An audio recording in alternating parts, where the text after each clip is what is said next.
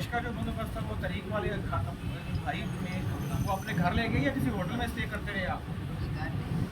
अच्छा, तो इतना लंबा आप सफ़र करके आए हैं, आप थके तो नहीं है?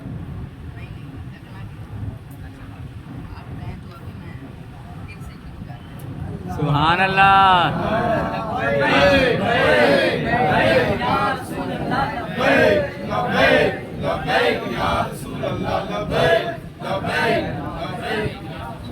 पैदल मार्च करके आप कौम को क्या पैगाम देना चाहते हैं?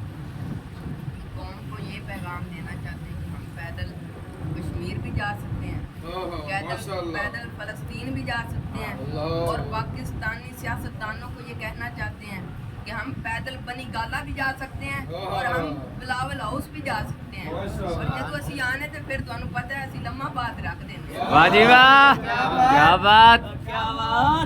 अच्छा, ये पैदल सफ़र आपका जो था तकरीबन 8 दिन जारी रहा और 8 दिन के बाद आज कंप्लीट हो गया है माशाल्लाह। और बड़ा अच्छा आपने पैगाम दिया कि हम पैदल कश्मीर भी जा सकते हैं, पैदल फ़लस्तीन भी जा सकते हैं, पैदल बर्मा भी जा सकते हैं। हमें अमीर मोहतरम का सिर्फ एक इशारा चाहिए और एक इशारे के हम मुंतज़िर हैं। हम जब भी अमीर मोहतरम हमें इशारा करेंगे हम कश्मीर भी जाने के लिए तैयार हैं, फ़लस्तीन भी जाने के लिए तैयार हैं इंशाअल्लाह। बड़ी बात है बिलाल भाई, बड़ा माशाल्लाह आपके अंदर जज्बा है, बड़ा ज़ौक़ है, बड़ा इश्क है।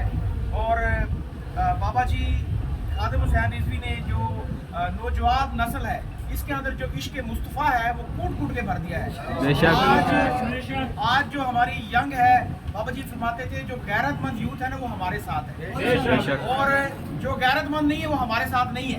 तो आप देख लें कि जो लड़के डांस किया करते थे, जो भंगड़े डाला करते थे, आज लब्बैक के नारे लगाते हैं। अब माशाल्लाह आपका मार्च कंप्लीट हो गया, आपकी दिल की ख्वाहिश भी पूरी हो गई है। और कोई दिल की ख्वाहिश है आपकी? और ख्वाहिश है बस अमीर मोहतरम का दीदार।